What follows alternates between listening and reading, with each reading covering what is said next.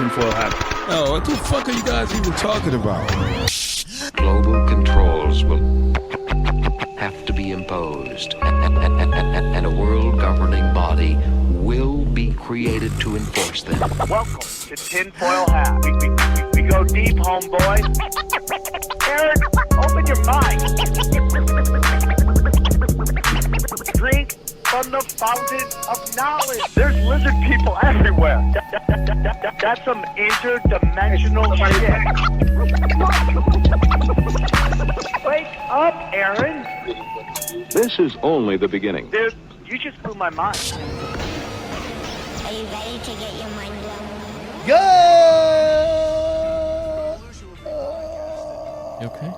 Good morning, Swarm, and welcome to Tinfoil Hat. You know him. You know I'm here too. I'm here too. Rock! Yes, joining me, one of my favorite people on the planet. You know him from the hit podcast that seems to be growing day by day. We don't smoke the same. Xavier Guerrero. What's up? Dude, your posts are funny. You're finding the best videos on Instagram. I'm killing it. You're killing it. You really are.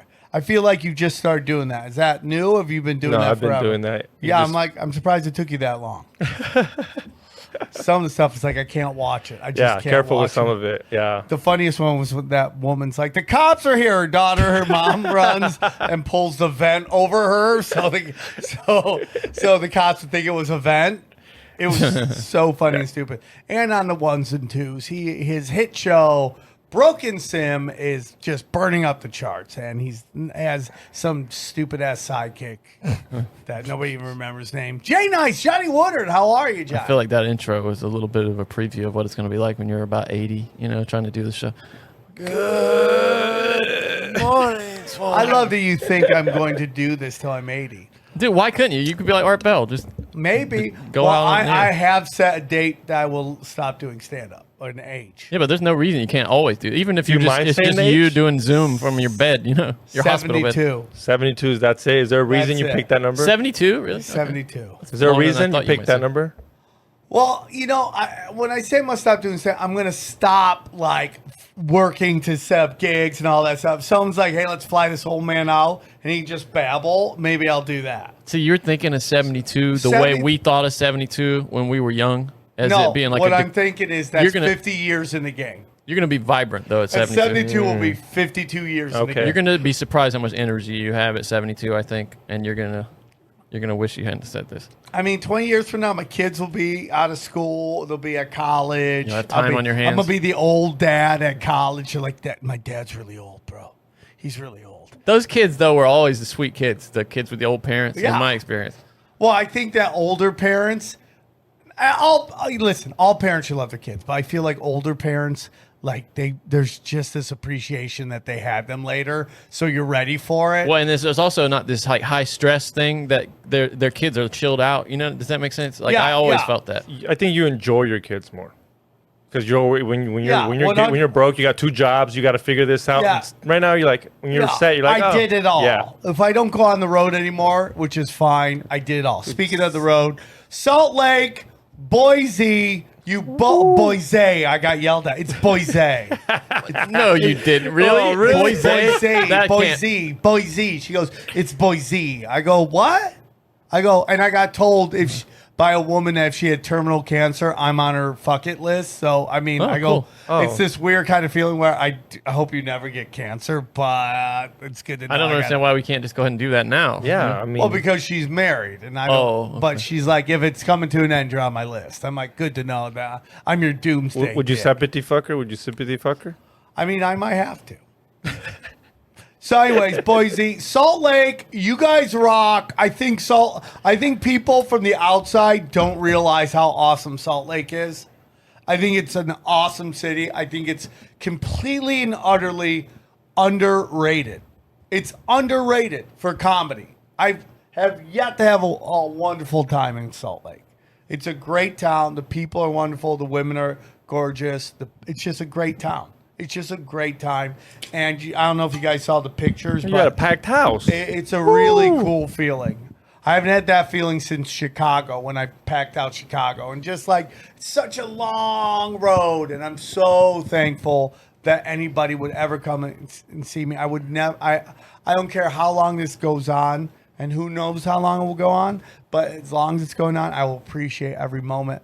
That's why I sit in the lobby, and I just meet and greet with everyone before the shows because there's nowhere else to go. I mean, I can't. The green rooms are always creepy, haunted. By yourself. And I don't want to sit by myself. It's also one of the few places you can actually meet people close up like that, and none of them are going to really have a problem with it. You know what I mean? Especially with the way he thinks, it's like, all these people are with it. Listen, we talked about Broken Sin the other day. There's never hecklers at a tinfoil hat. They're only cuddlers. They just cuddle. They want to cuddle. And they're all great, and I appreciate them. So thank you very much. I hope to see everybody in San Diego this Thursday. Tickets are moving quickly. Should be a great show. Chris Neff, a couple of my friends will be down there, and then my final show of the year. And I'm not adding any more shows. I got so much. I have to shoot guns, bro. I need time to shoot more guns. Is there like a late night range where we can go shoot guns? It's like midnight gun shooting in LA. Can we go do that, bro? But it's time for me to shoot guns. I got a couple guns. It's time for me to work it out. And I bought all these guns. I haven't had time to shoot them because I'm just working. LA Gun Club's open till 11. Oh, snaps! That's late. Yeah, we might have to go. Daddy's buying. Do you got guns? No, but I can get some ghetto ones. I can borrow some. You need to get I know. You said you're borrowing some. Is that something? Do they check your paperwork when you come in with your guns? I don't know. Do they do that? Well, I'm thinking California is what I'm thinking. Like they wouldn't do it where I'm from. But I went and shot with my one buddy at this one range. They never checked us out. Okay, cool. Let's get some guns, dude. We got. I have some. We got to start an axe throwing league. They're from North Carolina. Can we get into axe throwing together? Like some bonding? Why don't you? Let's do golf. I'm already doing golf. Everybody's doing golf right now. I don't like golf. How does golf help me in the zombie apocalypse? Oh, good point. Right? Axe throwing? You gotta be. Let me show you a little video of people almost getting their heads split open. I've seen that. Axe throwing. Well, that's gonna be part of the zombie apocalypse. If you get hit, you will be going. They'll be the first one on the Hall of Fame. Yeah. There's so many Johnny, you don't want to be on the axe throwing team? Don't be on the axe throwing team, and we'll look for somebody else. Your axe has a lot more use in your hands, not being thrown. You never know, bro. What if someone's coming after your lady and you don't have time to get there? And you got, bam, just put one right into some If you're worried about the axe, I don't want you there when there's zombies. As the only person in this room who spent a significant amount of time splitting wood with an axe, I will say that, believe me, don't throw the axe. Keep it in your hand. What if I have multiple axes, Johnny? Put some axe. What if I have a whole bunch of axes around axes? Me? Yeah. Axes. Johnny's kind of right. Zombies are coming. Why would you throw your only axe? More? What are you running for office right now? Jesus. I'm a Democrat, all right? It's like the guy who throws his gun, when it's out of bullets. That's you. Just get away from me. Take this. Leave me alone. Johnny, I'm taking hardcore Krav Maga. Okay? That'll work against the zombies for sure. Dude. You know, Johnny. I watched Army of the Dead. That was fucking great, by the way. Is it the new one? Yeah, the one on Netflix. It was fine. The Zack Snyder. It got some shit, but I thought it was cool. You mean the one where Tig Nogaro's an ass kicker? She sucks in it. Yeah, it's just getting to the point where it's like, we're willing to suspend belief, but not that much. Yeah. Because just at that point, make her so she could fly, too. I mean, if we're going to play this kind of fantasy, make her fucking be able to fly. Dude, well, yeah, I mean, we can talk about it for hours. This thing about 100-pound Asian women beating the shit out of guys like Tate Fletcher and stuff, and I'm like, okay. It just makes me laugh so much, bro. What are we doing? Yeah, I mean, but here's the problem. Like, when Tomb Raider came out, I was like, oh, cool, man. Cool. Or even Princess Leia was within the confines of what we understand about women fighting, right? Yeah. And then Tomb Raider came, you're like, okay, she got big reaction, kick ass. Now it's like, dude, waif models are just karate chopping just hordes of ninjas. Yeah, it doesn't. It does. It's like my old joke. It's like the only thing you know how to fight is anorexia, okay? Guys, like I said, dates are good. Go to the t-shirts, man. I'm there. People are talking. Go to samtripoli.com, click the box that says tinfoilhattshirts.com. Take you right to it. New T-shirt out. Let me see it, dude. Dude, it's fucking. People are talking about it. That's the anti-vaccine club. Dude, as soon as I saw that, I was like, okay, that's gonna move. Yeah. Oh yeah, it's moving. The anti-vaccine. Get the hood. The hoodies. What's are going fun. on with that there? The neck at the top. He fucked up and couldn't get a picture of the back. I asked him the same thing, but it's supposed to be obviously no neck. No neck, Joe. No neck. Go check it out. Shirts galore. If you have some, listen, guys, we have it. We're really working hard. We love our T-shirt designs. If you got a great one, just know we can't accept all of them, and doesn't mean we're going to accept any of them. But if you want to send it to samtripoli.com, check it out. If you use it, it's $100. But I'm not going to guarantee you that we do a great way to support the show. If you want to guarantee they get read, leave us a 5-star review on Broken Sam and put it in there. It'll get read on the air. So now you're cross-pollinating. Well, that's what some guy did. He stuck one in there. And whatever happens while you wear this T-shirt, it is not our responsibility. All right, dude. I think you'll meet some hot chicks.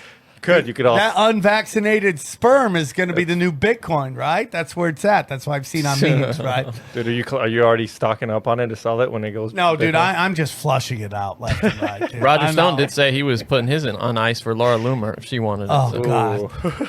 that baby will be so annoying. Even though we love Roger Stone, Laura Loomer's dumpster fire. So who else do we got? If you want to support the show, there's a lot of great ways. First of all, free content. We give out tons of free content here at Team Tripoli. Not only is Tinfoil Hat free, and it will always be free. Okay, we have some other shows that are just free for you to just because I feel bad for my significant other.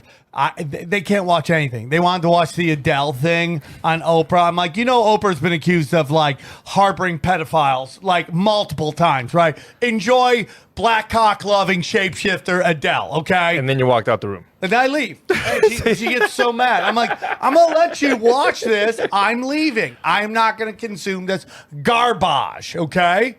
Garbage. And like, dude, she's a shapeshifter. Anyways. So I know there's not a lot for you to enjoy out there.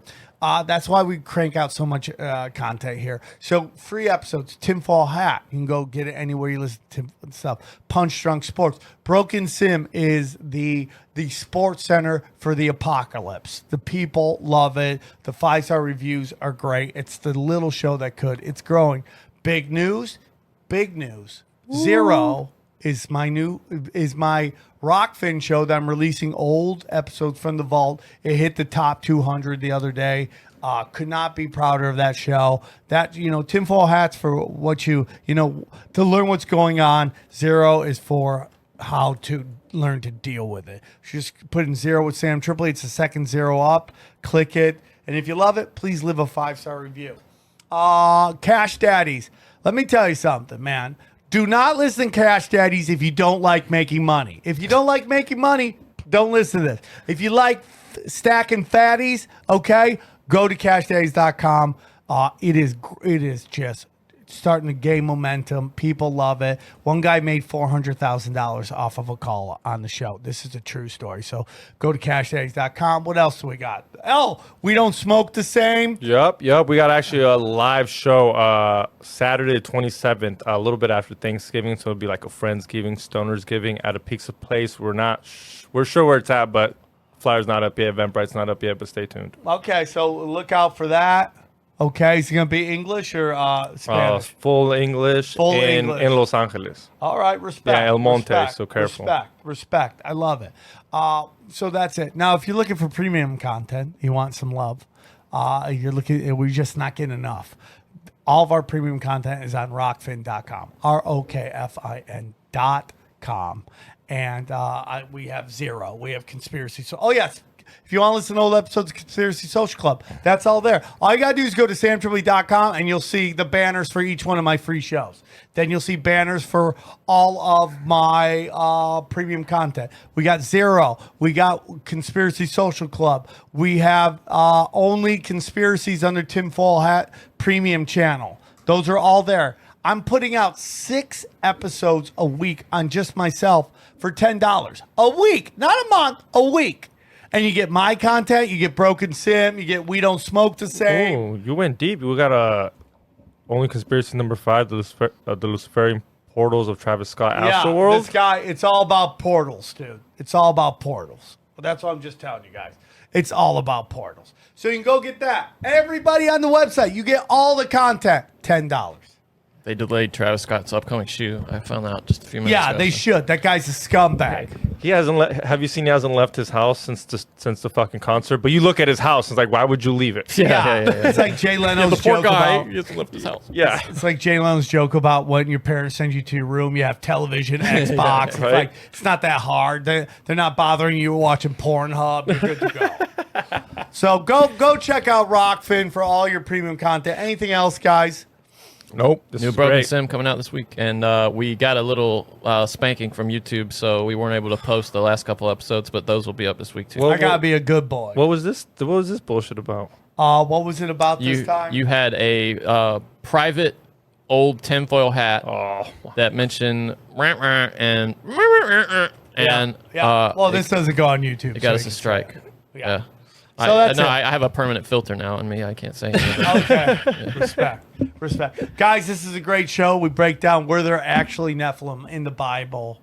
And Ken Ammi goes pretty deep, pretty passionate about it. And it turned out to be an absolutely wonderful episode. I hope you enjoy it, and I hope to see you in San Diego and We go Tampa Bay. deep, homeboy. Aaron, open your mind.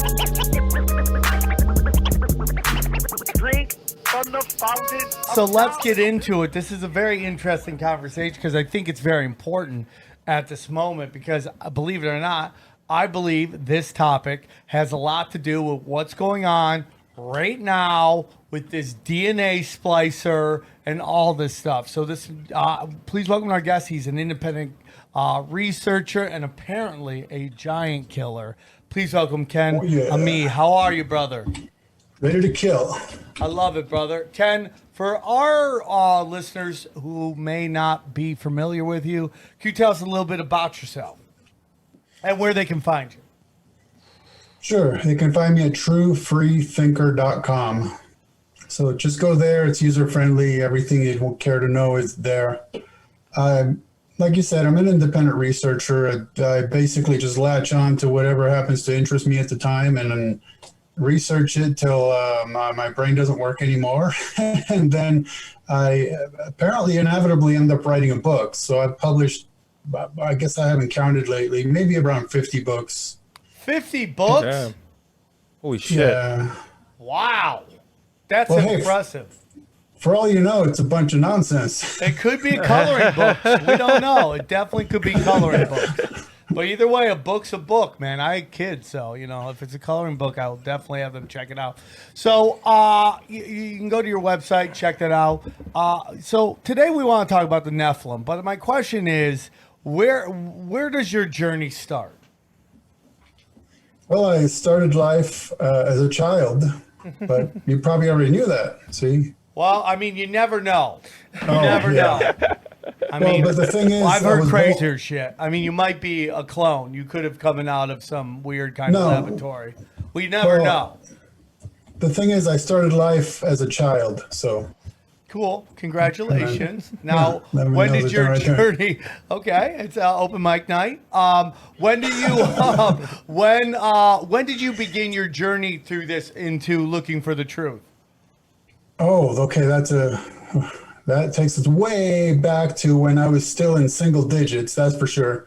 Because where I was born, I wasn't born in the U.S. Where I was born, we don't have the tooth fairy. We have los ratoncitos, the little mice. And they play the same role as the tooth fairy, but you guys get like a beautiful mystical fairy and we get vermin, okay? So so now at one point I found out that there's actually no such thing as los ratoncitos. It was just my parents doing it. And I was livid. Yes, dude. Yes. So yeah. Now, I definitely trace back to that when I was in single digits, just trace it back to that and being just stunned that I was told something was true and then was told it wasn't true.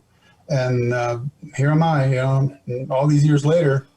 So in 6th grade, I would go to this place called the library where they have these things called books, and I'd get the little drawers and look through the little index cards, and I would read all about cryptozoology, UFOs, aliens, witchcraft, anything mysterious, right? The world's mysteries. And that's kind of interesting in that by now, I've ended up attempting to specialize in what I term systematic biblical paranormology. So it's kind of like I took those interests and have brought them into my study of the Bible. And so another part of my background is that I'm Jewish, but at a certain point in my life, I came to accept that Jesus is my Messiah. And then so that really took me a lot more seriously into a study of the Bible. And I thought, well, there's God, and then there's earth dwellers, right? But there's this whole in-between realm. And I wanted to know, what does the Bible say about all of those characters? And so that's part of a book series I wrote, because I wrote one single book about all of it. And then when I was done, I thought, oh man, this is a bit much. This is like a drink from the fire hose, So I split it up into a series just to make it a little more digestible. And then I've piled up, just on the issue of Nephilim alone, I've written, depends how you count them, maybe 7 or 9 books. So, that's why I'm saying anything I research heavily, it inevitably turns into a book. That is a wonderful, wonderful answer, and I really do appreciate it. There's so much to unpack there. First of all, I couldn't agree more with you. Yours was the teeth mice. Mine was Santa Claus. Santa Claus, yeah, of course. My next door neighbor, Mrs. Lavoie, I don't know why she would do this, but she just told me Santa didn't exist. And I was like, you bitch. Why would you ruin that? And it was never the same. And my next 2 Christmases, I was pissed. I was pissed because I knew what my parents were doing. And I'm like, how can you do this to me, man? I know what you're doing, man. We were on the road at a horse race, and I had to be in a hotel for the Easter, and the Easter bunny came, and I just saw my mom in the hotel room, and I was like, oh god, I was so mad, dude. I was so mad. pissed. I was so pissed that I went and told my sister. Let's ruin her Christmas, and they ruined my Christmas. Let me go tell her. That's so bad. Yeah, my mom was pissed when I told her. She's like, why? Unbelievable. Yeah. I know things. I know things. And that's kind of how you get into this if you'll talk to your friends who are like, I don't know, we'll call them normies, right? And they're like, dude, how could everybody be in on this? You're like, dude, Santa Claus is like, everybody's in on it. There is an unspoken rule. We don't question it until somebody does it, and then everybody gets pissed at that. The fucking mall's in on it. The mall's in on it. Dr. Fauci's in on it. Right? I mean, it's just... wait a minute. Hold on now. So... Since Santa is going house to house, he's going to get vaccinated, right? Yeah. Oh, he needs his booster. Wait till that comes. That's coming out. That will come out. And all those people need to be dealt with in a very tough way. If not, Santa's going to be a super spreader. Yeah. Is Santa wearing his mask as he's putting down gifts for everybody?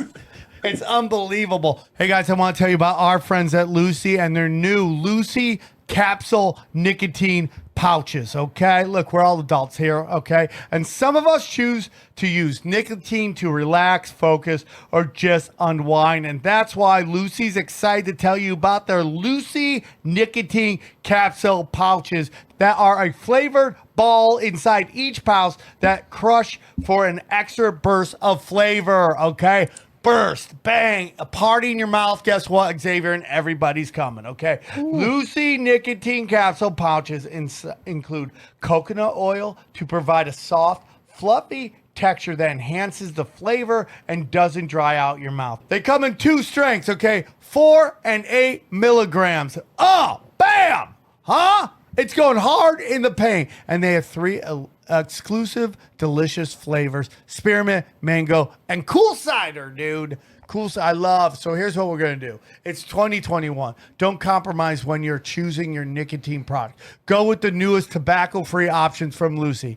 Tinfoil Hat listeners, listen, go to lucy.co and use the promo code tin foil to get 20% off your order of Lucy nicotine capsule pouches or any other Lucy products. Okay, that's lucy.co and use the promo code tinfoil at checkout. Okay, and that's tinfoil, one word. Also, I have to give this disclaimer. Warning! The product contains non-tobacco nicotine. Nicotine is an addictive chemical. That's lucy.co, and be sure to use the promo code tinfoil. So, then you start getting into this, the Bible, and the Bible is such an interesting thing, and for you to come and be like, I'm Jewish, but I accept Jesus, it's just very interesting because I have the same kind of thing going on, right? I'm not Christian, but I realize the role of this figure that they call Jesus. And I talk about it all the time on the show, so you're going to have to hear it again. It's just like the story of the man born to a virgin that is told in all these different religions and philosophies, right? It's not? No. Okay, dude, I'm down. Talk to me about this because I've been told. Tell you what, let's take a step back because in the early discussions about what this show would be about, something came up that I actually had forgotten, so I wanted to start with that. And it was the question, how can you tell what is the truth on the right path? And I believe that question came about from something that you asked Gary Wayne, if I remember correctly. Yes. Okay, and incidentally, I just debated Gary Wayne last week. And how'd that go? You'll have to watch it for yourself. But I might bring it up a little bit, and it's not to throw him under the bus because the video's on my channel, so anybody can actually watch what happened. Anyhow, so there's a question prior to how can we tell what is the truth? And that would be questions like, is there truth? And if there is, why should we care? Okay. Those are the primary questions, because how can we tell what is truth is kind of presupposing that there is truth and that ascertaining truth is some kind of universal imperative, right? Like a must do. And so that is an initial issue. For example, I have tons of discussions with atheists, and one of the things I always point out to them is, look, on your worldview, truth is accidental, right? Because the universe is accidental. Truth is reflected as the components of the universe. Well, that's accidental. And guess what? Our ability to discern truth is also accidental. And there's no universal imperative to adhere to truth, nor to demand that other people adhere to it either. The whole thing's done right there. So that's why I'm saying that it's important to discuss truth in the first place. And incidentally, Pontius Pilate asked Jesus, what is truth? Point blank. And little did he know, he was talking to the very man who had said, I am the truth. Okay, so kind of like if you say, well, I have some sort of regard for Jesus, but I don't believe he is who he is claimed to be in the Bible, then that makes it very difficult, because then you're talking about somebody who's at least incredibly untrustworthy at the very core of his person. So let's jump to the issue of virginity for a second. So this is one of those claims that's sort of asserted and watered it down. Interestingly enough, I was going to talk about watering down when we go cross-culturally when we get to the issue of Nephilim. So for example, you'll hear that Mithras was born of a virgin. Okay, well, Mithras is said to have been born out of a rock. Now, God grant you, we could say a rock is a virgin. I mean, at least I would hope so. Yeah, I gotcha. That's like a rock concert right there, you know what I'm saying? The Buddha, well, he was born of a virgin. Well, no, the story is that his mother had a dream that a white elephant came out of her side.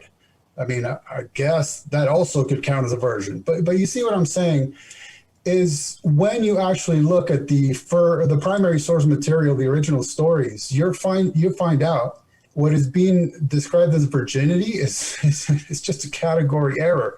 It doesn't fit the bill, right? I love that. I'm glad I heard this because I just thought it was the same story being told in different words and different languages and different ways. It's like if you see a car crash and you ask several different people what happened, they'll all give you their own version of the story. Yeah. But it's the same kind of car. It's the same car crash. But you're telling me these are categorically different stories. Yeah, the category error straight up. Yeah. So now this brings us to, like, for example, the Epic of Gilgamesh, okay? It has an ark that is a cube. Well, a cube is not a seaworthy vehicle, a seaworthy boat or ship. It's not going to float. Yeah, it's going to topple all over the place. Yeah, right? It's probably going to sink.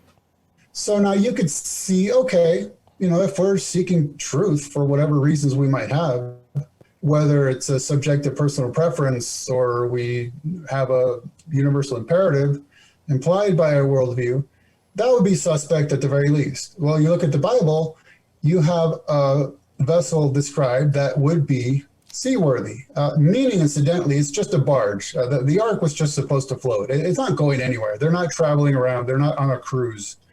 It's just supposed to float. So you can kind of see how, by maybe having a cultural memory of one of the dimensions of the actual ark, it ended up being told as a story where it's the same dimensions all around. So you have this cube that they just never work. So that's the sort of thing that would clue you in on, okay, at least this aspect of the story, it's really not reliable. Let's look for another source that seems more reliable. And now let me just say a word about why would it be that ancient cultures all over the world, who apparently would have not had any contact with each other, do have at the very core of their cultural identity, their myth and legend, similar stories: an original creation in a garden, a flood, the survival of very few, an ark, this and that, angels or gods or aliens or whatever you want to call them, cohabiting with humans, very common things. It seems to me that during prior to the Tower of Babel event, humanity lived in relative proximity. Okay, now after the Tower of Babel event, they were dispersed throughout the earth. So they would have taken with them what was then commonly known and shared history. And then with time, with adding a little changing here and there, that ends up being called myth and legend. But you see why there's still a core of truth in them. That's what it seems like to me anyway. So we ask this a lot.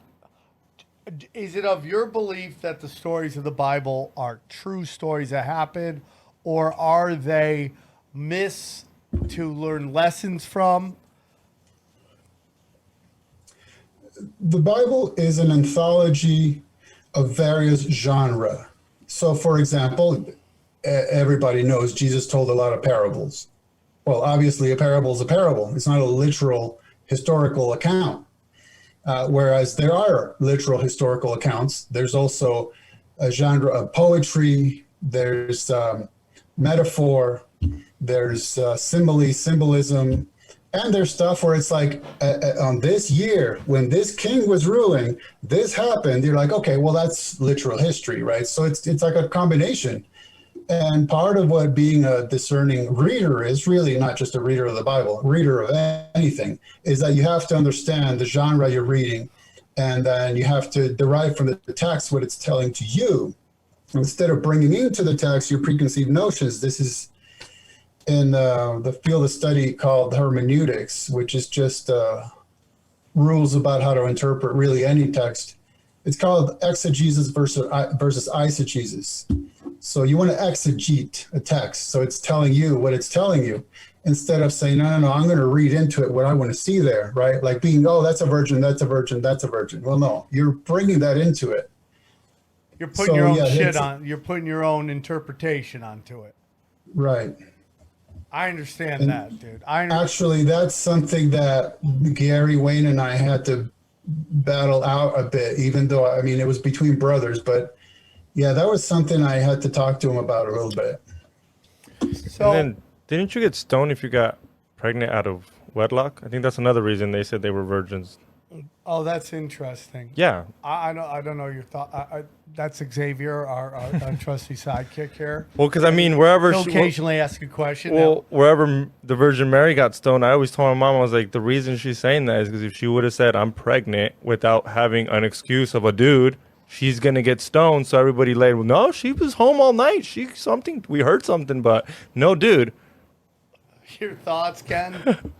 Right. Well, it's. I would have to look up the verse to read it word for word, but it's stated that basically Joseph sided with her and kind of protected her from that kind of accusation.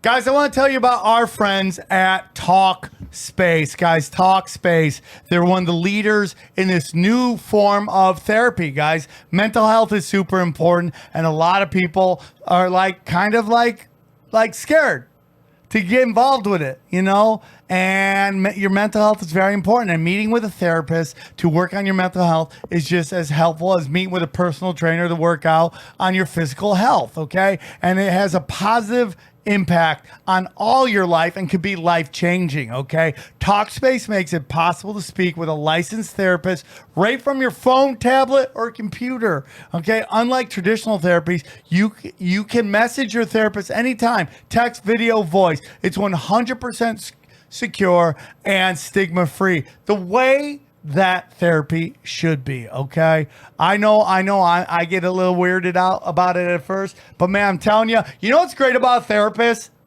Is you get to talk about you. How many times you started talking to a therapist and then how many times you get to talk to a friend and then it just becomes you're hearing their problems? Yeah. Oh, they're trying to one-up you? Yeah, I got it even worse. You're like, I want to hear. Therapists are great because you just get to talk, and they have to listen. And you know they've heard far worse than what you're bringing to them. Right. At Talkspace, your privacy is secure, and it's their number one priority. The app puts you in a private room just with you and your therapist. Send messages 24/7 and get replies throughout the day. No need to wait for weekly appointments, okay?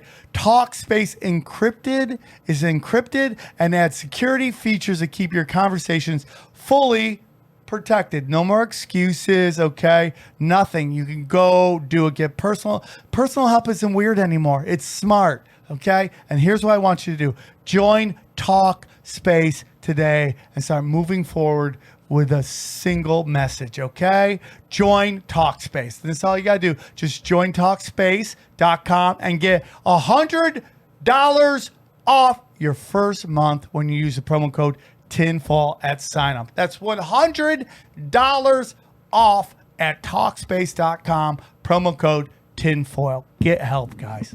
So, and then we'll get into what you came here to talk about because I'm very excited and I'm thankful that you're on the show. This is a great conversation. So I'm starting to get into Tataria, right? And our good friend Johnny Nice over here, Jay Nice, is more questionable of Tataria. And that's why we love him on the show, because he's a little more skeptic than me, and I just so thirst to hear interesting stuff that I hurl headfirst into it. But there's part of me that goes, if Tataria is real, like they had things that they could do that we could not do, and that are there things in the Bible, powers that we heard people have that could possibly be powers that that civilization had that we no longer have? Are you saying that miracles that could be explained by technology they had back then? Is that what you're saying? Yeah. Okay. I mean, I don't know if there's any real way to answer that, but it's like I'm hearing about all this stuff that they could do through organs and sounds and waves and free energy and all that stuff. And then you kind of go, okay, this is from way back in the day. They were here. Now we hear all these stories that, that the Bible of these incredible feats being done.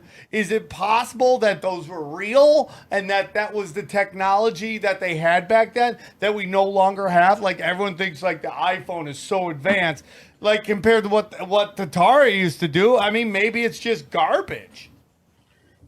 I thought Atari was that video game I played with a joystick when I was during the 80s. By the way, that was the last time I played video games. When you could do it with one stick on B. Anything for else, you. I'm out. This is too much. What am I, Edward Scissorhands? What am I doing here? Well, it's really difficult. I mean, I think we've kind of realized ever since Arthur C. Clarke that the line between high tech and miracle is maybe not even a line at all. So, I mean, if God has the capability of just willing a miracle to happen, we could categorize that as a technology. So the terminology just gets very difficult. But I would say for instance, the Atlantis, whether it's real or imagined, whatever, that's a separate issue. You have a concept of a pre-flood world where there was high tech. Okay, so is that what we're looking at? I mean, I don't know. I would say I'm not really convinced that there was much high tech pre-flood, but I guess I would think that if angels were hanging around, they knew a thing or two above the average bear, and maybe people back then, you know what they did? They didn't do. They didn't sit in front of the TV for 8 hours a day. They actually had these things called conversations. So, it's a difficult one. It's really a difficult one because we're dipping our toes in so many pools of speculation. It would kind of be hard for somebody, for me, who's very concerned about deriving conclusions based on what we do know, that I would probably not say much more than that. All right, I'm in. That's a great answer. So the Nephilim is very interesting to me. And I have a joke about it in my act about, there's all these cultures and religions and philosophies that talk about entities coming and mating with women. Correct me if I'm wrong, Archons mating with human women, creating Nephilim possibly. And then, in the joke, I talk about shape-shifting Jesus coming down and just dropping a keg of whoop ass on these low-frequency demons and sending them away. And there's more to the joke. But, the reason that is important to me, and I talk about it, is because it brings up DNA and how sacred DNA is, right? And how, and now we take a look at what's going on today in this modern, COVID world we live in, with everybody being forced to take a vaccine. We're seeing people getting heart attacks that would never get heart attacks before, people having, all these different issues. But it's like the Bible talks about how sacred your DNA is. And that's why I think this is a really important conversation. And, Greg Carlwood brought that up when he was on the show. And he was the first one to point out to me that the Bible talks about how sacred your DNA is and how this vaccine is like shish kebabbing our DNA. So do you have any thoughts on that? If I may, let me take a couple steps back for some quick notes, and then I'll jump on that. So in Matthew 1, it says, Joseph, being a just man and unwilling to put her to shame, resolved to divorce her quietly. Now, contextually, this was during a time that the Jews did not have the right over capital punishment. The Romans didn't allow that, which is incidentally why when the first Christian martyr, Stephen, is stoned to death, they took him outside the city first. That's just a note on that. Interesting. And then, to me, I'm going to read you a little quote from a book called First Enoch, a.k.a. Ethiopic Enoch, with one of the funniest, to me, one of the funniest statements of all pseudepigrapha. It says, this is God talking to the fallen angels, okay? You have been in heaven, but all the mysteries had not been revealed to you, and you only knew worthless ones. Oh man, I love that. It's like all the arcane occult knowledge of all the pagan all throughout history, and God's like, whatever. That's worthless stuff right there. Forget about it. It is interesting, and piggybacking off that is just like layers upon layers upon layers of deceit and misinformation. and to keep you from source, in my humble opinion, God. And like, let me tell you something, man. I had a crippling drug problem, crippling sex addiction, and to talk about spirituality and Jesus and the Bible, I still have visceral I feel my body tense up as I just talk. I mean, I'm just being honest with you, because I'm dealing with a lot of things in my life. I'm like, from who I was to who I am. And, it's like my wiring versus this new operating system that I'm downloading right now are in somewhat conflict a lot. And, so when I talk about Jesus and all that stuff, I start going, and it's like I would be lying to you if I didn't say that. But it is what I believe. And it is that, there's something special going on, and these layers and layers and layers of deceit that I was on a friend's show and we were kind of arguing, and I was bringing up DNA, and I brought up the Bible, and he's like, the Bible. And I was like, that was such an I found that to just be a very interesting reaction to it. And I never really got there. Even when I was in my darkness, I still had a, belief in God and all that stuff.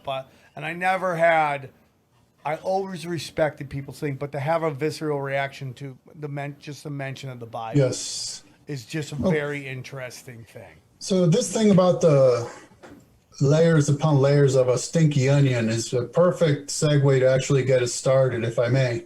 Yes. Although first I want to just person to person just point out that Jesus said, "My yoke is easy and my burden is light." I love that, dude. So just take that with you.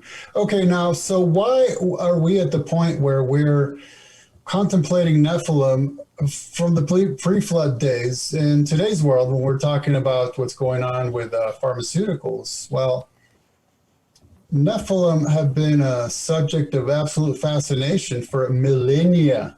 Okay, millennia. It's been interpreted, debated, discussed. Folklore has been written about it. And today, you and I get a kick. Just go to one of these websites that sell books and look up Nephilim romance. I mean, there's a cottage industry of romance novels about Nephilim. And then there's Nephilim in video games, movies, songs, you name it.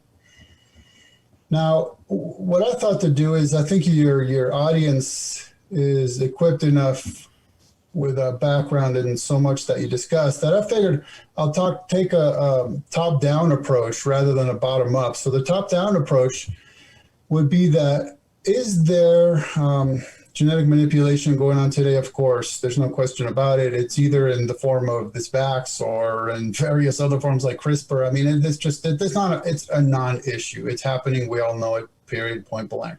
Does it have anything to do with Nephilim directly? I don't see that whatsoever. Indirectly, perhaps, in that there would be certain entities out there that would still be whispering the same spiel into the human ear. Okay? So now, when it comes to... okay, so again, since I'm going top down, I'm going to make some assertions and I'll hopefully clean them up as we go along. So I would say that Nephilim, strictly speaking, lived pre-flood. They didn't survive the flood. They didn't return after the flood. End of story, period, full stop. The issue is that many pop researchers, as I call them, claim post-flood Nephilim, and then they take them right up until the modern day and take them all the way to the eschaton, to the end times or last days. Interestingly enough, Gary Wayne was really difficult to pin down on this because he agreed with me there's no such thing as post-flood Nephilim, but then it seemed like creep into his assertions that there sort of kind of was. I mean, he's still talking about how there were Nephilim kings post-flood. I've even heard him refer to that there was such a thing as Nephilim dogs. Okay, I'm not gonna, that's just, okay. God bless him. So then, who were the Nephilim? All right. Now, let me just read the primary verse we have for that. Genesis 6 says, when men began to multiply on the face of the earth, and daughters were born to them, the sons of God saw the daughters of men, were attractive, and they took them wives, any they chose. And then it talks about the Lord and human lifespan. I'll set that aside for now. The Nephilim were in the earth in those days, and also after that, when the sons of God came into the daughters of man, and they bore children to them. These were the mighty men who were old, men of renown. Okay. Now, this is the first of only two, not even texts, but single verses in the Bible about Nephilim. 2 sentences is all we get. This is one of them. Now, from here, we learn that they lived pre-flood. We learned their parentage. And that raises the question, who were the sons of God? Who were the daughters of men? Just to give you a shortcut, I'm not going to argue it, although I've written an entire book about it called Genesis 6 Affairs, Sons of God, Angels or Not. I take the angel view. That's the traditional, the original, and the majority view amongst both Jews and Christians from BC times into centuries into AD times. So then we're reading that angels came and mated with human women, and they produced these people group called Nephilim, who were mighty and well-known, right? Men of renown. We don't know why. We're not told why, but they were well-known and mighty. So that's pretty much it. Flood comes. They're done with. Full end right there. Now, I hope you don't mind a little bit of a Bible study, but in order to deal with the second reference to them, I'm just going to have to talk for a couple minutes and lay out an argument. Go for it. My only question is this, real quick, before you Yes. start. So it is of your belief that they weren't archons or they were angels? And is there a difference between an archon and an angel? Okay, so you're referring to the sons of God, right? That mated with the daughters of men. Yes. Okay, so Archon would be a term from Gnosticism, and you're talking about the first few centuries AD. So you kind of have to jump a few millennia in the timeline to pick up that term. I would say that they're Malachim. It's the Hebrew word for angel. Later on in the Second Temple era, the pseudepigraphic era, that's just prior to the time of Jesus, they would have been referred to as watchers. It's the term you find in the book of Daniel as well, because the book of Daniel was written around that time. So just most contextually to the biblical material, I would say call them Malachim or angels or watchers would be the more direct route. Interesting. And referring to them as archons, that might work, but this is one of those cross-cultural things that I told you would come up, and it's going to come up again. If it doesn't, just remind me, okay? All right. The issue with the second reference to Nephilim in the Bible is that it's post-flood. But I just said there's no indication that there were any such thing as post-flood Nephilim, so how can you have a reference to them post-flood? Well, listen to what I said. It's a reference to them. That doesn't mean that they were alive on the ground at the time. They're being referenced. But the claim was that they were alive on the ground at the time. See, this is why I need just a couple minutes to clean this up. Go for it. Go for it. So this is Numbers chapter 13. Most people just pick up verse 33 and they run with it. And they incorporate it and they turn it into like an all-encompassing worldview philosophy and hermeneutic, meaning an interpretive lens. But you need to interact with the narrative. The narrative is when the Israelites were coming into the land of Canaan, so they stop and they send in 12 spies. The spies reconnoiter the land, and then they come back and they report. So it says, they brought back word to them and to all the congregation and showed them the fruit of the land. And they told him, Moses, we came to the land which you sent us. It flows with milk and honey, and this is its fruit. However, the people who dwell in the land are strong, and the cities are fortified and very large. And besides, we saw the descendants of Anak there. The Amalekites dwell in the land of Negev, the Hittites, the Jebusites, the Amorites dwell in the hill country, and the Canaanites dwell by the sea and along the Jordan.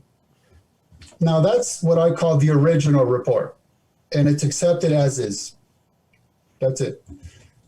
Next verse, but Caleb quieted the people before Moses, saying, hold on, let's pause there. He quieted the people, so there's something that disturbed them. Here's what he said. Let us go up at once and occupy it, for we are well able to overcome it. So now what I noticed in the original report is that it refers to strong people. There's numerous people groups, and they live in cities that are fortified and very large. Now, the historical and cultural context is at the time the Israelites are wilderness dwellers. They're itinerant. They live in tents. They're moving around. And now they're like, hold on a minute. We're going to have to confront people who are strong living in well-fortified large cities? Huh? So they're kind of freaked out, right? Yeah. So then it says, then the men who had gone up with him, with Caleb, and incidentally, we end up finding out Joshua sides with Caleb. So really you have Joshua, Caleb on one side now, and the other 10 on the other side. And here's what the others say. We are not able to go against the people, for they are stronger than we. Next, the narrative tells us that now they brought up a bad report of the land, sometimes translated evil report. They had spied out saying, so now see, we had an original report. Now we have a bad report. Here's what it says. The land through which we have gone to spy it out is a land that devours its inhabitants. And all the people we saw in it are of great height. And we saw the Nephilim, the sons of Anak, who come from the Nephilim. And we seemed to ourselves like grasshoppers, and so we seemed to them. Okay, so just to unpack this, let's start at a common sense level and looking at all of this. So for one, that they are saying we are not able to go up against these people is a problem because God had commanded them to do that. So instantly these guys show themselves to be unfaithful and disloyal right then and there. That's a huge character flaw at the very least, all right? Then they say, the land, okay, all the people we saw in it are of great height. Well, the original report noted that the people were strong, and even in their first argument against Caleb, they said they are stronger than we. But all of a sudden, they're embellishing. They're throwing in, oh yeah, by the way, they're all of great height. That's just a straight up embellishment right there. And then they say the land through which we have gone, it's a land that devours its inhabitants. Well, wait a minute. The original report had a land flowing with milk and honey. So that's a straight up contradiction right there. And then they say, we saw the Nephilim. Well, wait a minute. The original report listed whom they saw. The Anakim, the Amalekites, Hittites, Jebusites, Amorites, Canaanites. So this is another embellishment. They're just adding to the story, right? And then if you recall, now earlier in the chapter, we were told where the Anakim live, and now we were told where the other people groups live. But these guys don't mention where the Nephilim live. So that's a missing data point right there, which speaks to me about how it was just an assertion. They're just throwing it in. They can't pinpoint it because it wasn't true. And then there's a phrase that it's generally taken to mean that they were claiming the Anakim are related to Nephilim. That would certainly be unknown in the entire rest of the Bible. It's just nowhere else. And that the Nephilim were very, very, very, very, very tall. Now, if you recall, in Genesis 6, we did not get a physical description of Nephilim whatsoever. And my contention is going to be that this report is actually absolutely inaccurate. So then we do not have a reliable physical description of Nephilim whatsoever. Just doesn't exist. This is something I had to contend with Gary Wayne, by the way, because he kept referring to them as giants. So I asked him, well, how do you know how tall they were? And he said, I don't know. And I said, well, then you can't refer to them as giants. Although he insisted on continuing to refer to them as giants, even after I got him to admit he has no idea how tall they were. So that's a little side note. So now, hold on. Can I jump in yet? Or you just another. Okay, keep going. A couple more bullet points. No problem. Okay. On a commonsensical level, forget theology, forget the details of the Bible, just common sense. If you saw the most awe-inspiring beings on the planet, is the first thing you'd said when you ran back to camp, "Hey guys, check out this fruit"? Really? And then what? "Oh yeah, let me tell you about the land." "Oh, and you know, they have cities." No, you'd be like, "OMG," you know? "You'll never guess what we saw." No, they don't do that. So to me, this are unfaithful, disloyal, contradictory, embellishing guys who actually made 5 assertions about which the whole entire rest of the Bible knows nothing. Like, if you want to claim post-flood Nephilim, if you want to claim Anakim were related to them, and if you want to claim they were very, very, very tall, this one verse is all you got.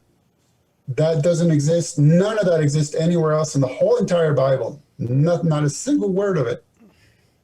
And so to me, they were just made up a tall tale. It was a don't go in the woods type of fear-mongering, scare tactic tall tale, because they were so freaked out about having to confront these strong people groups living in big cities when they're just moving around the desert and living in tents.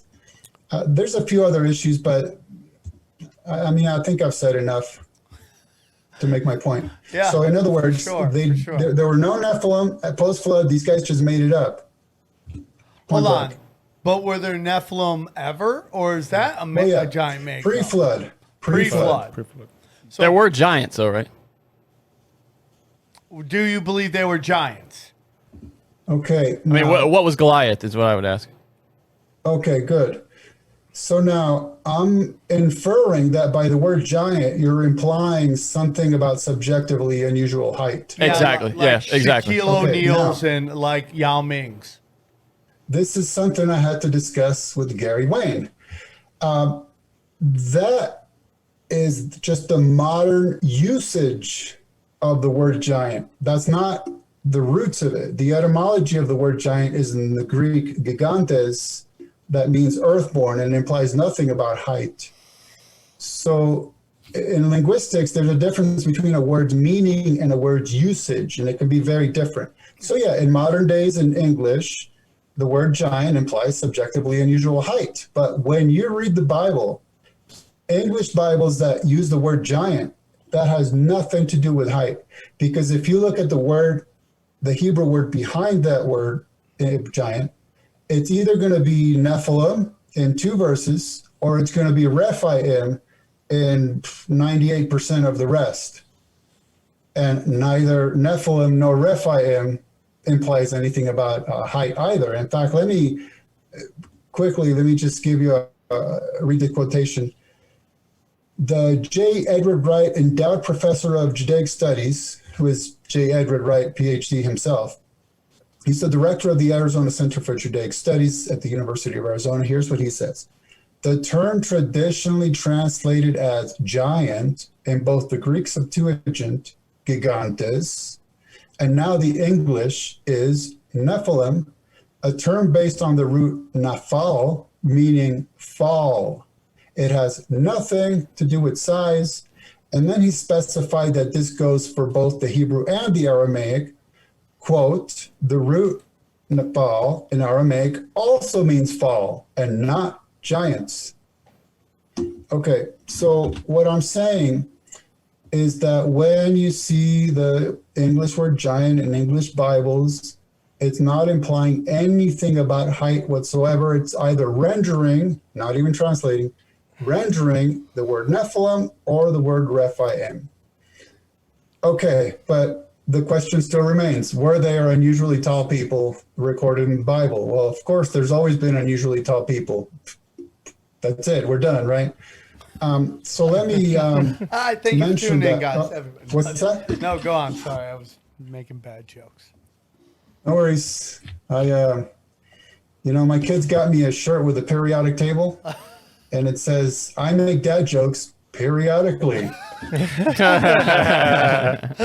cute. And then I tell them, I'm a dad, not a comedian. Come on.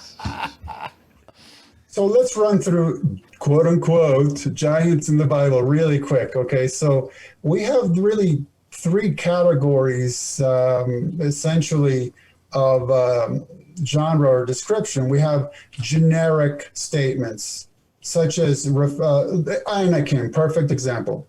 Now, the Anakim were a subgroup of Rephaim, kind of like a tribe and a clan, right?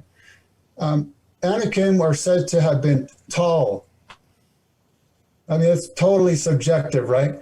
They're tall compared to the average Israelite male of those days, who was 5 foot, 5'3", right around there.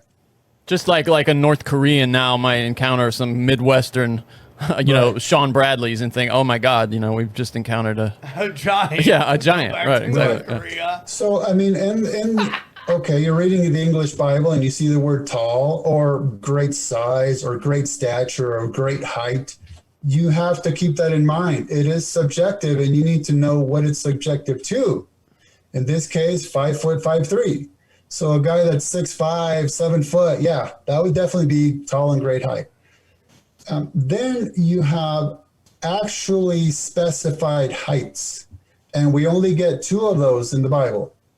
One of them is an Egyptian man who is 7'5"-ish.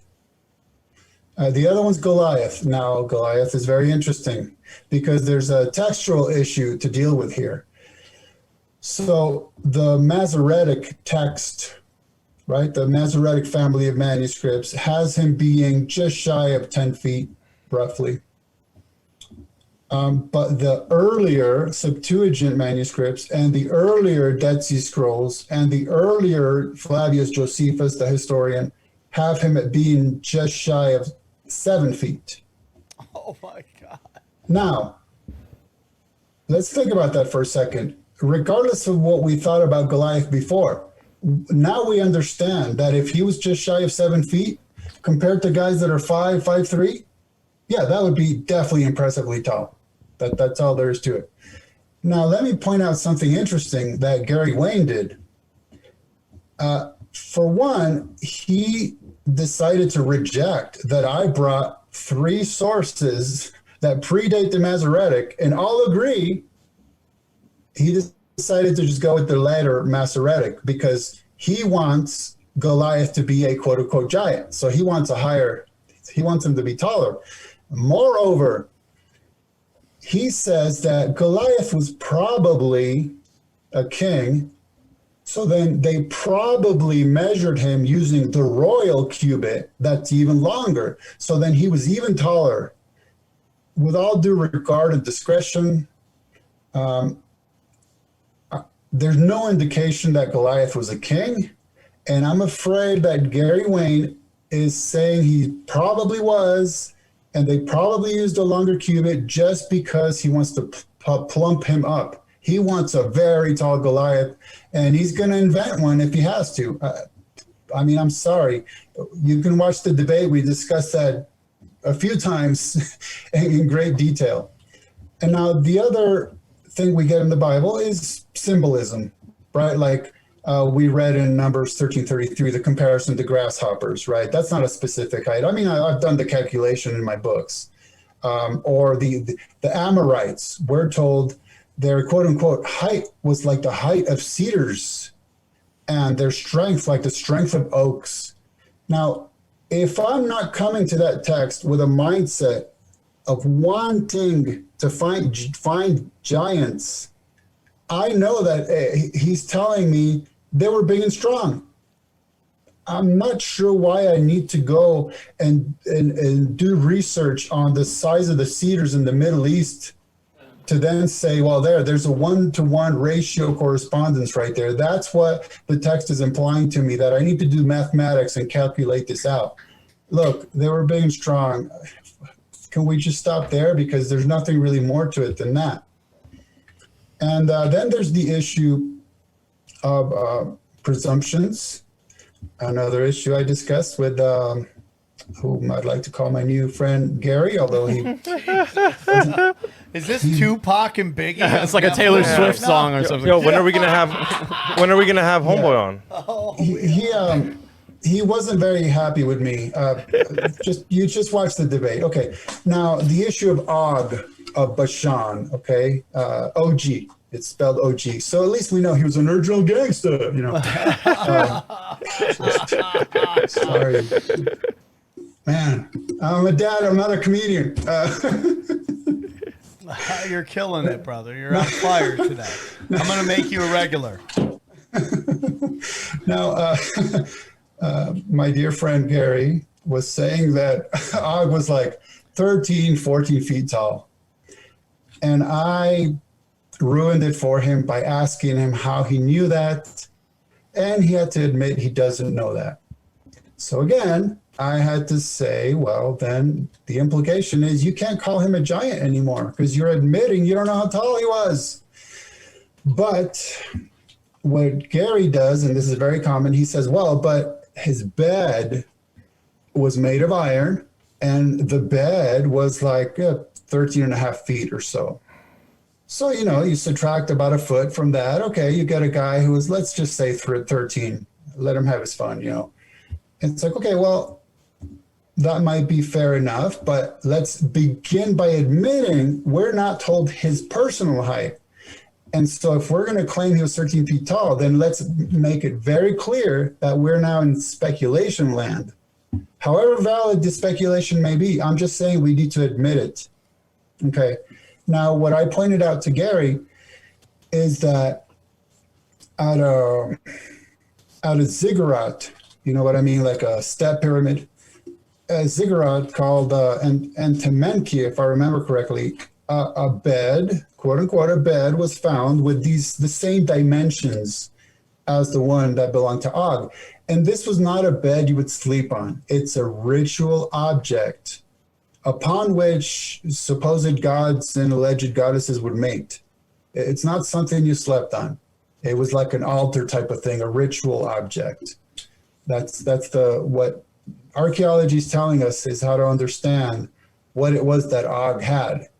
And besides, I threw in some stuff with Gary that's just common sense stuff we need to think about. So I told him, look, if you measure my bed and you subtract a foot, yeah, you'd get a good idea of how tall I am. But you would think I was 5 times wider. Right. And besides, I'm not an ancient sovereign. Right. You know? I got you. I don't have a harem.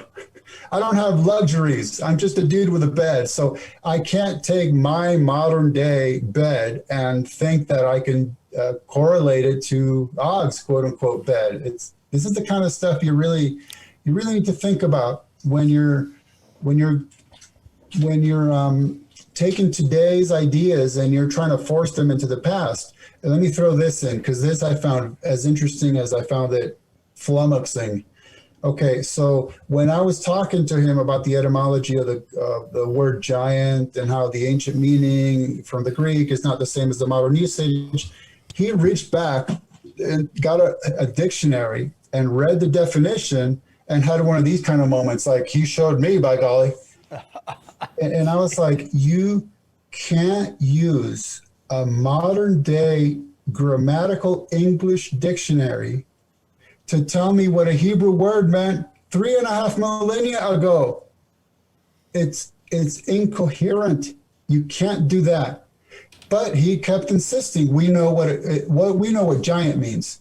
So we're going to take a modern English understanding of it, and we're going to force that into the Bible. So now when he reads the word giant in the Bible all over the place, he's thinking unusual height.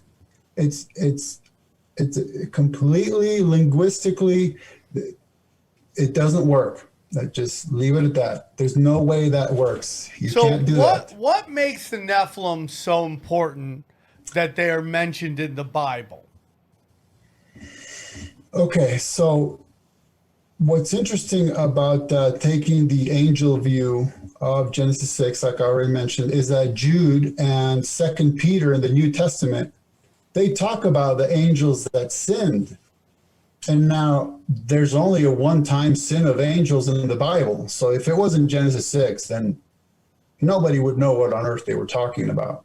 So part of it is that God has a created order. There's certain things that God creates to be distinct from one another, right? There's the animal kingdom, there's the human kingdom, there's the angelic kingdom, and there's cherubim and seraphim. if you want to have me on to talk about angelology someday, we'll do that. It would just take us away from the issue to get into that. And so this is one thing going on in our world right now, incidentally, is attempt to collapse God's created order.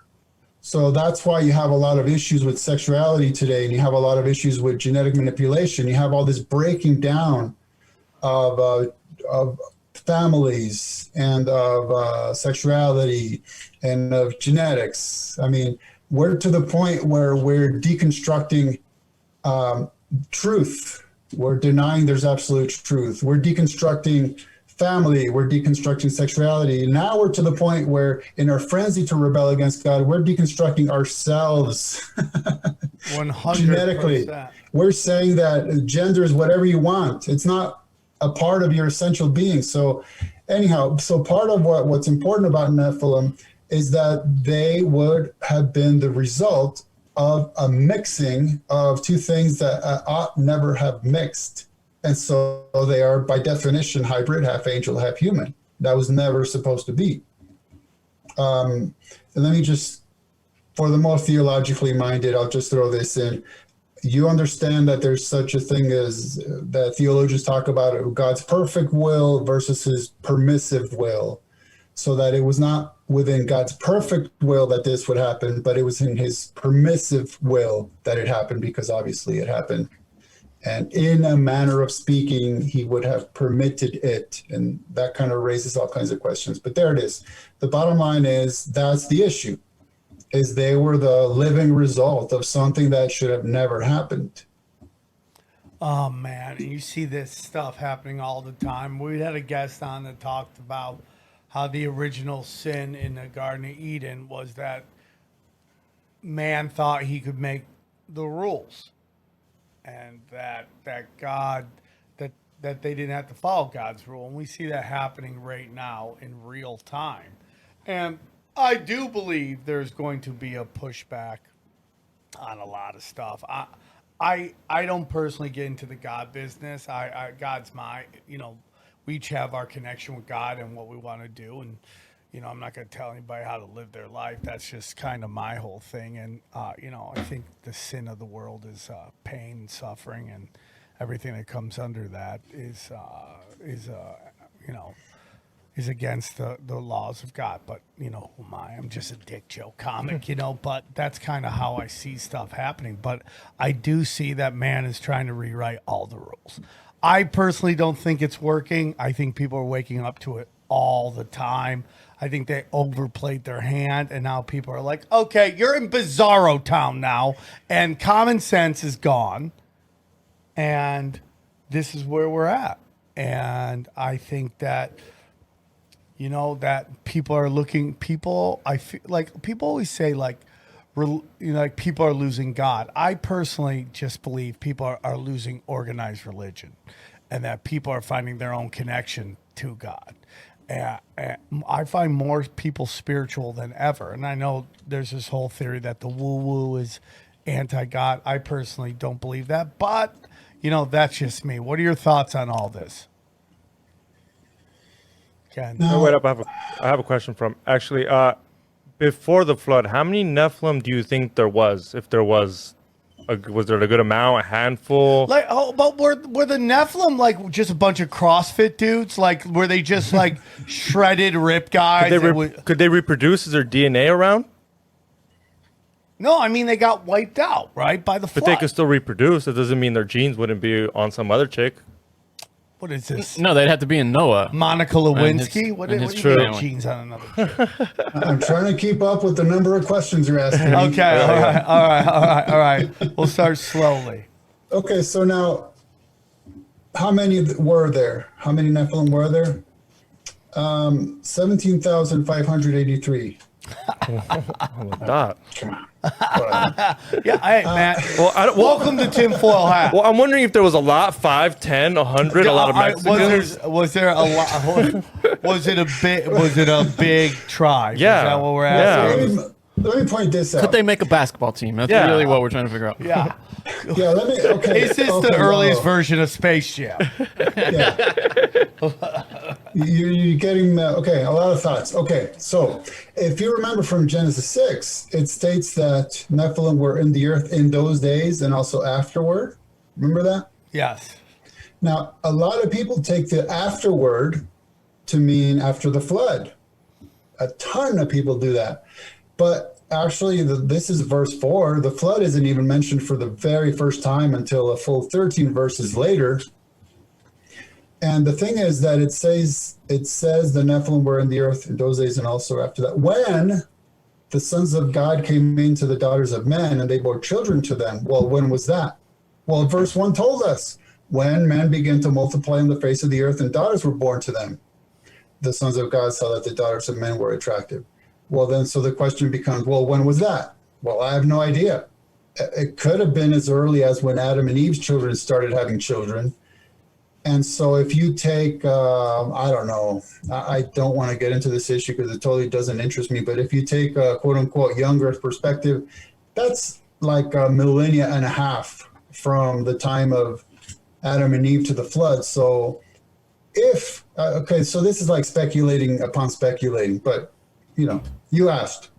So that would be plenty of time for plenty of them to be born to the point that they are known as being mighty and they're of renown. They're well known. How many were there? I have no idea. Now, so angels and humans mate, they produce Nephilim. Because could Nephilim have reproduced with regular human women themselves? I don't see why not. So then you would have had kind of generations and generations of progressively watered down Nephilim. Now, could their genetics have made it through the flood? This is partly theological and partly textual.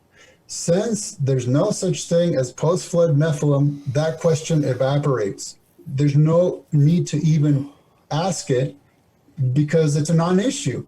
So when you hear these stories about, I'll name names. Okay, so there were two basic camps known as the single incursionists, meaning that angels mated with humans pre-flood only, not post-flood, but there were still post-flood Nephilim. That's a view that was taken by the late Rob Skiba, rest in peace. And then there was multiple incursionism held by people like L.A. Marzulli, who claim angels kept doing the same thing after the flood. And they would kind of, they had their little jostling about that.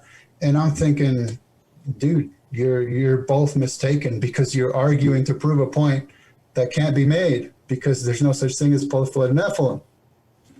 And so the issue becomes that Marzulli's view doesn't work because the Bible doesn't say a single word about any angels falling again, and certainly not doing anything like this again. And Jude and 2 Peter tell us that the angels who sinned were incarcerated. Okay, they don't tell us when they were incarcerated, but you figure if God is cleaning house during the flood, it's logical that would have been the time that he incarcerates them. So that doesn't work for various reasons. Skiba's view that Nephilim genetics made it through the flood in the wives of Noah's sons.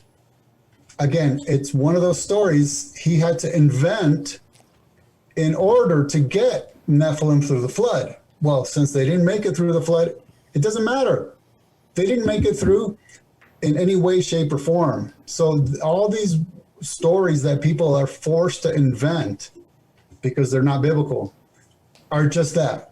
They're just mistaken, and it's because they go to number 1333 and they actually believe a bad report by unfaithful, disloyal, contradictory embellishers who, by the way, contradict Moses, Caleb, Joshua, God, and the rest of the Bible, and whom God rebuked. Who are these bad reporters? It's just 10 of the spies. And do you have a feeling on why they did that?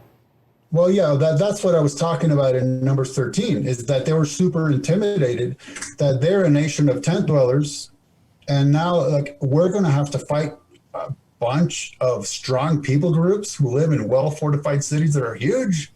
We're not doing that, That is, is that not playing out right now too with like social justice warriors versus like, alphas. We seem to see that happening right now in real time as well. So it seems like the script constantly gets played over and over and over again. It's an internal battle forever, which is, betas versus alphas. And Incidentally, let me throw this in. I think this is very important.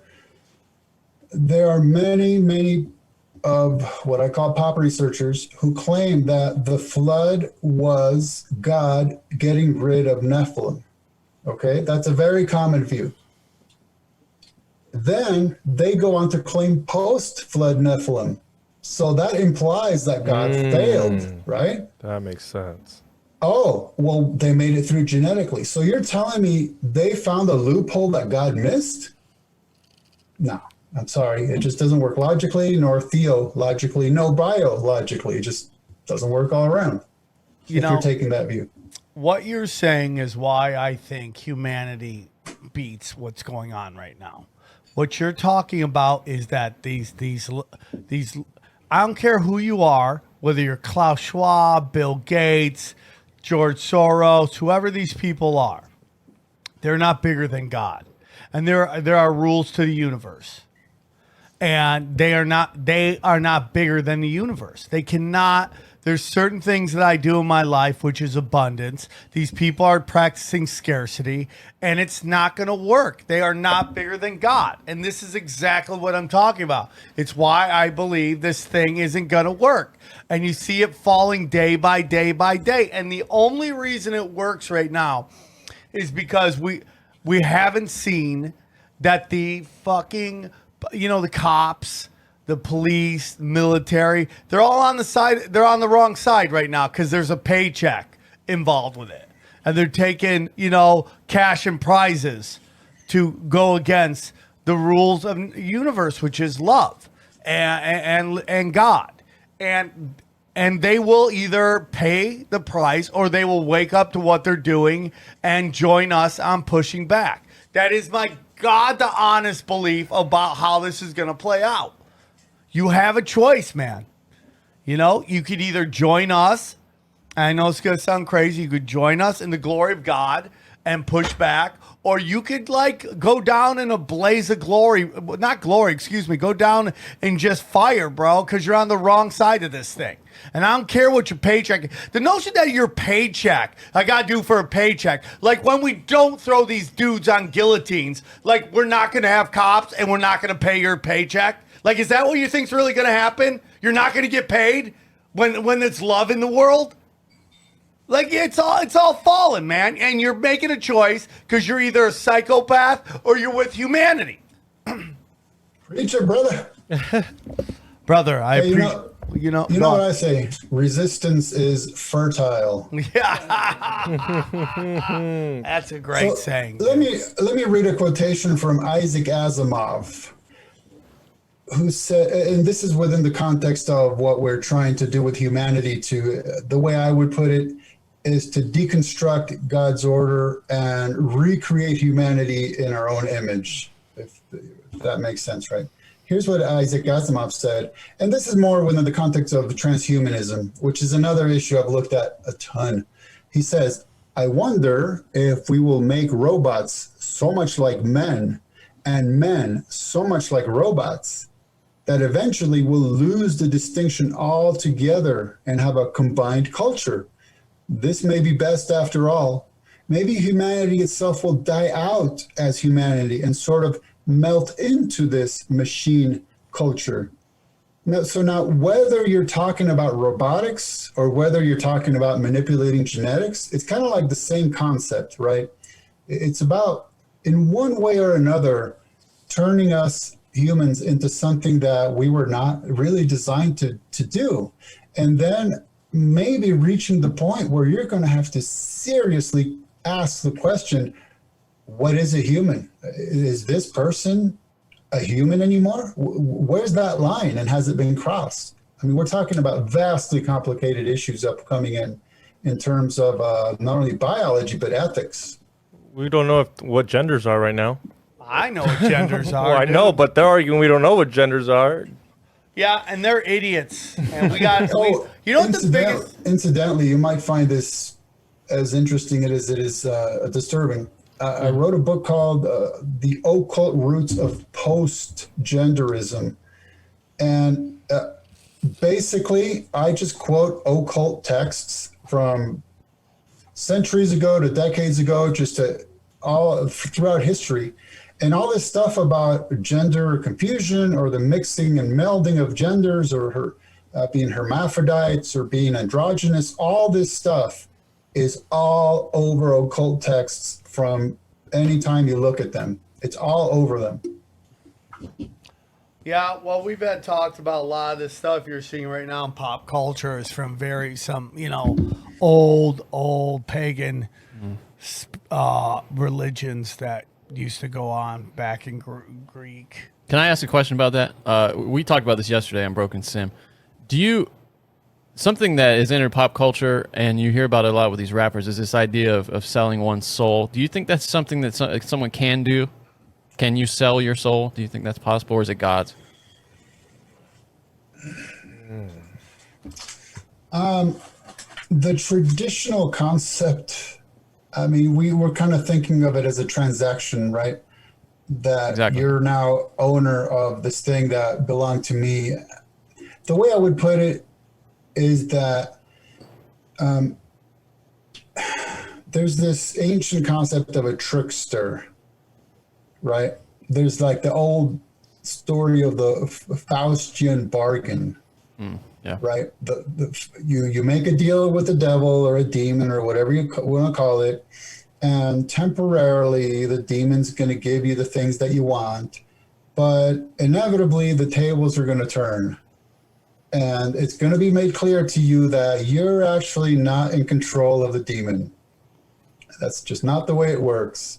And the way I've actually heard occultists explain it more than once is that it's kind of like being the demon saying, you're not just going to summon me like a prostitute to show up and do whatever you want.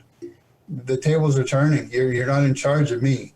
So what I'm getting at is that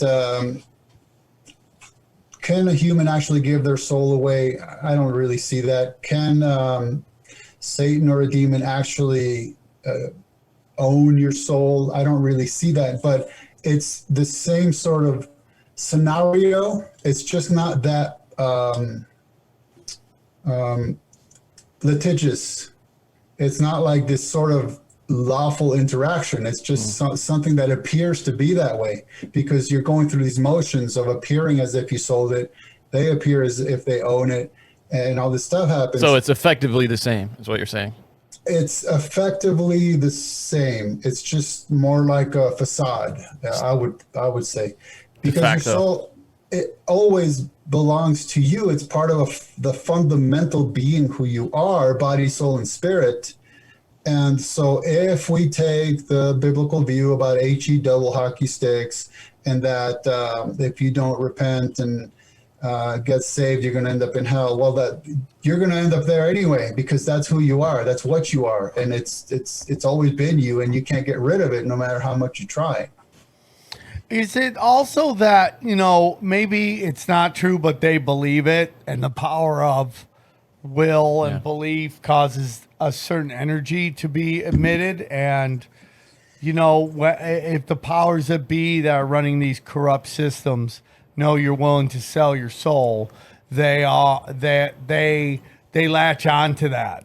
And I'll tell you something interesting. So I have a chapter in one of my books that I actually released online. So if you look up online, search for the Apocalypse of the Hidden Hand. And what it is really, it's a Bible study showing how behind the human sovereign, there's a spiritual sovereign, right? So behind an earthly king, there's some sort of entity. And I mean, the Bible is just making that so clear right down through history. And now another thing is that if you think about how Satan, the demons, I mean, they have to know the jig is up, right? They have to know they failed. But then why do they keep going at it, right? And when I was writing my book on Satanology, I decided to start thinking of Satan and demons more in terms of being insane, not just like angry. And then that made a lot more sense. Why are they doing stuff that just doesn't make sense? Well, because essentially they're insane. They just have lost it, literally just absolutely lost it. So that if they're going down and they know they're going down, or maybe they think that they're going to somehow pull it off at the end. I don't know, because they're insane. Or else they just figure, hey, we're going to take as many people out as we can as we come crashing down. Who knows how they think? But it's kind of like a criminal profiler type of thing where it's like, okay, you're insane. That's why what you're doing doesn't make sense. And let me throw this in for fun. G.K. Chesterton talked about how he went to an asylum and he was talking to some literally insane people. And he said, you would think that they were just completely irrational. But he said, that's not the case. They are deeply rational. Rationality is the only thing they have left. And that's why they can come up with these absolutely insane views, and they make perfect sense to them. They're able to reason from point A to point B and see it all the way to Z. And to them, it makes perfect sense. And you're looking at them like, you are absolutely loony. You're totally out of it. But to them, it's perfectly rational, right? That's the problem right there. And it's just like conformity. They just like they will conform for opportunities for cash and prizes.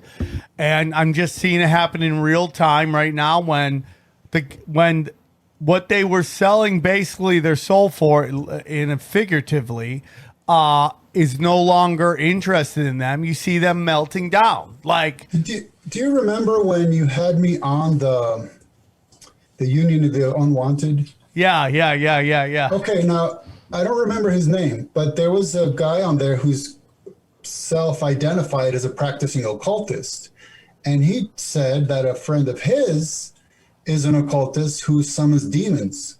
Jeez. Remember that? No, I don't remember that. You think I would remember what that. he says, even an occultist was saying to the other occultist, like, that's just not a good idea. Why are you doing that? And the guy told him, well, because they give me what I want. And the guy that was on your show said, and I couldn't tell him anything. I mean, that's the mindset. It doesn't matter that I'm dealing with demons. As long as I get what I want, period, full stop.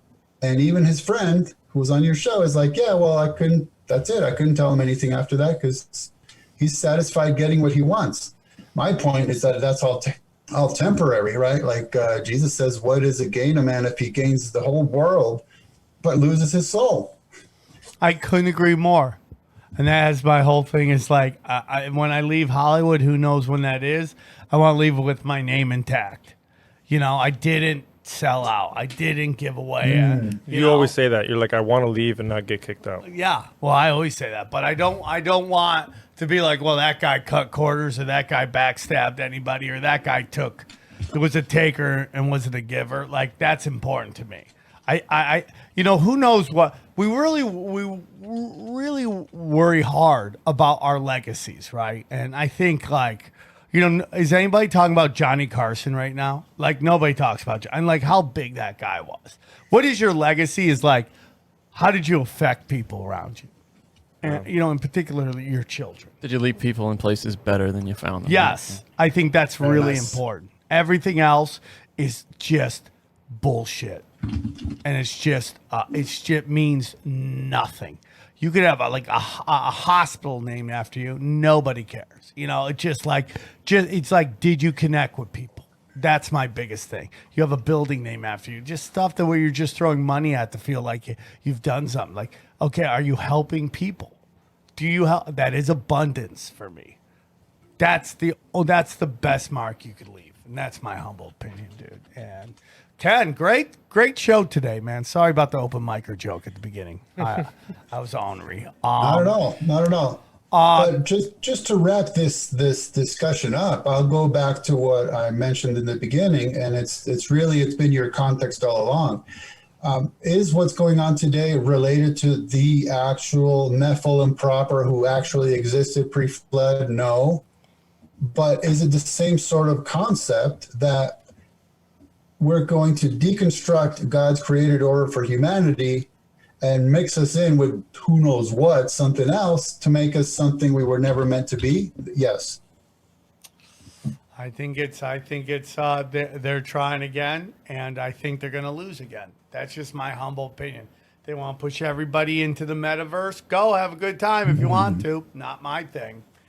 While you're all in there playing video games, I'm going to be out here just learning Krav Maga. Fuck. Ken, can you please tell them where they can find you one more time? Yes, sir. truefreethinker.com, and thank you so much for allowing me to do that. Ken, you came here, you dropped the keg of whoop ass. We appreciate it, man. Hope you guys enjoyed this show. It was a great discussion. I think it's very important. And I hope to see you guys in San Diego. And then my final show is December 11th, I believe, in Tampa. Grab your tickets because things have been selling out. So grab them, and I hope to see you there. I can't wait. San Diego, Tampa, two of my favorite places to go. I love you guys very much, and we will talk to you soon. Thank you so much. God bless y'all. We go deep, homeboy. Aaron, open your mind. Drink from the fountain of knowledge. There's lizard people everywhere. That's some interdimensional shit. Wake up, Aaron. This is only the beginning. Dude, you just blew my mind. Tinfoil hacking.